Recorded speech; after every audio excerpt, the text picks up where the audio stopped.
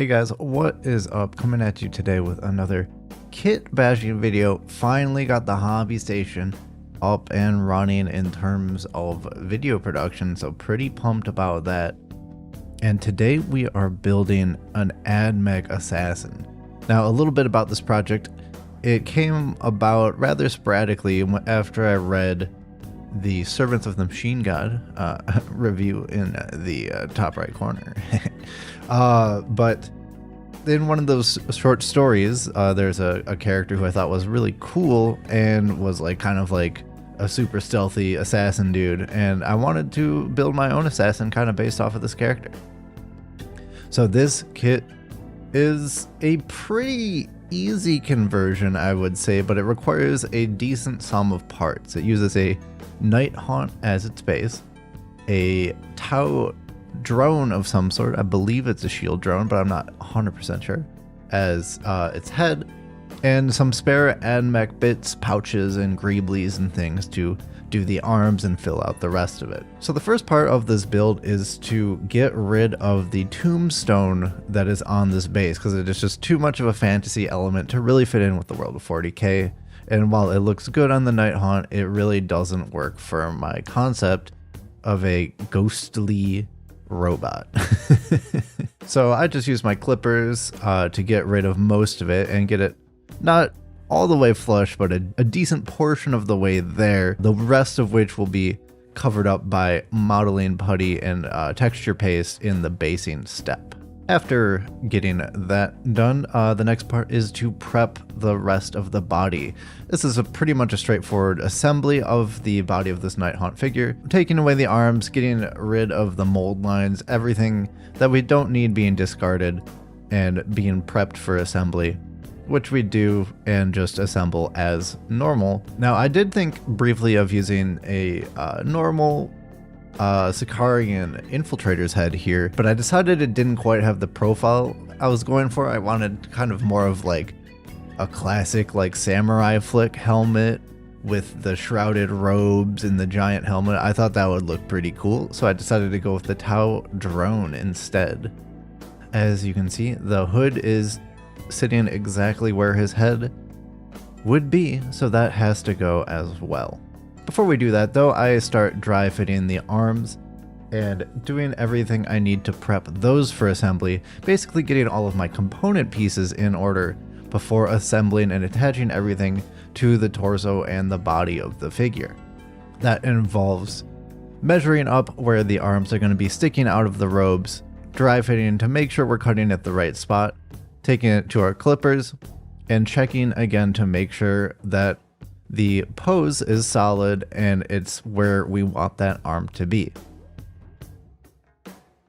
At this point, I decided to prepare the other sword arm for the pretty much the same procedure, although this one has a built-in joint that we can cut off, so I don't really need to mess around with dry fitting and finding the right position, because I know wherever I stick it, it'll look generally pretty good if I cut off at the elbow joint. After that is the tricky part of getting the helmet to fit where I want it to. The hood of the model absolutely needs to go, so that is just quickly removed with my clippers before trying to figure out the best position for the helmet to be in.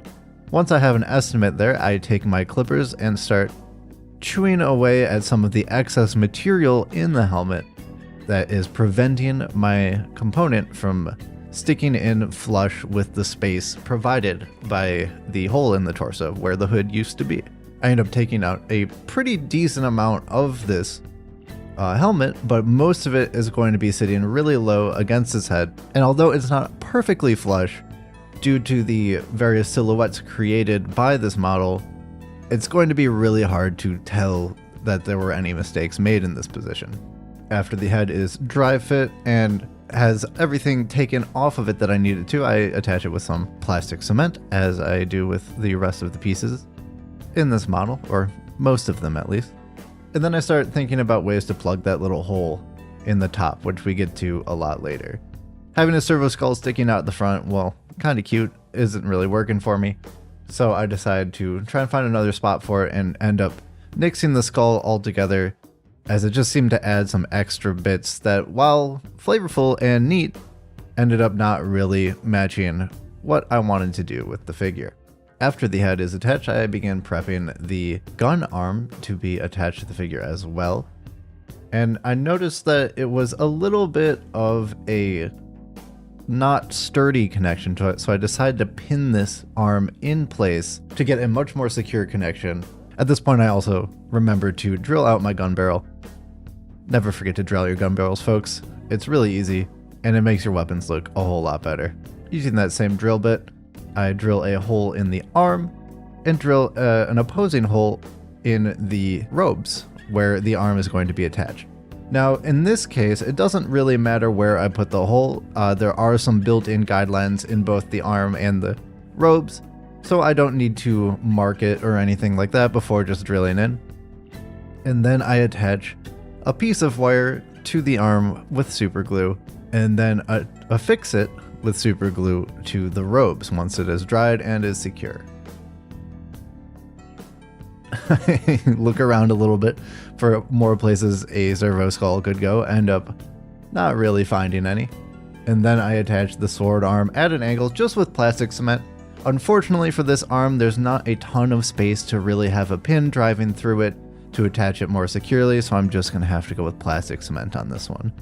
I just hold it against the rest of the body for a couple minutes until it is reasonably secure and it's not moving when I let go, and then we just let that dry the rest of the way. At this point, there is typically a portion of this sort of Nighthaunt AdMech build where I use green stuff mechadendrites. However, in this case, I wanted to try out a different technique and see how that worked out for me. So I am using guitar wire, recently ordered, and it's quite cheap. It's some, guitar length strands for about $10 or $12 Canadian when I bought them. And you get 6 of them per pack. So I use my clippers to clip this guitar string. The thing about guitar string though is it is a lot tougher, and it actually broke my clippers. So I'll definitely need to get a more heavy duty pair if I want to be working with guitar string in the future. One thing that's really nice about this string though is that it does have a built-in texture to it. So it does have that nice sort of, ribbed cabling texture that I don't need to do with green stuff or anything else, and it bends quite well but is also firm and secure. Once I have those pieces cut down to approximately the right size, I see where they might slip into the model, and I end up actually drilling a hole through the base to slip them in, and then I can also drill a hole through the final base of the model and secure the model to the base via this guitar string quite a bit more securely than if it was just glued to the base in a flat position. So that is sort of an unexpected but welcome benefit of using the guitar string in base of these mechadendrites. However, I will say that it does look a little bit sparse in terms of its wiring. I could have maybe added a couple more strings there.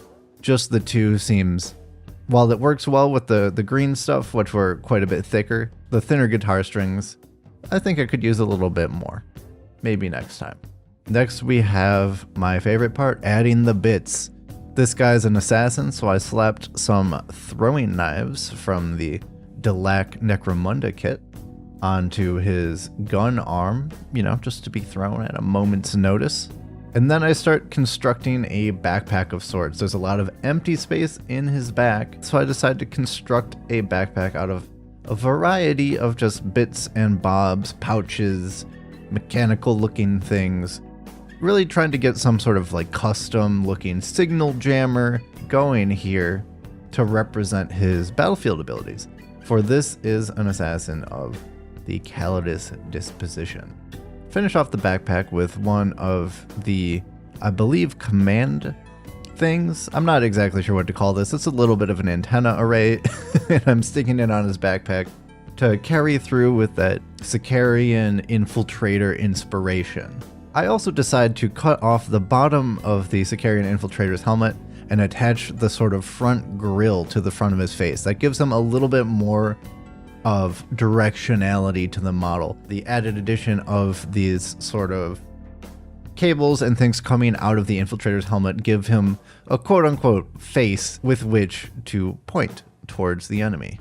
base him up, slap a Zenithal Prime on him, and he's ready to go, is what I would normally say, but there has been a cold snap over here in Vancouver, and I've been unable to get this guy primed in time for this video. So here he is in all of his gray plastic glory.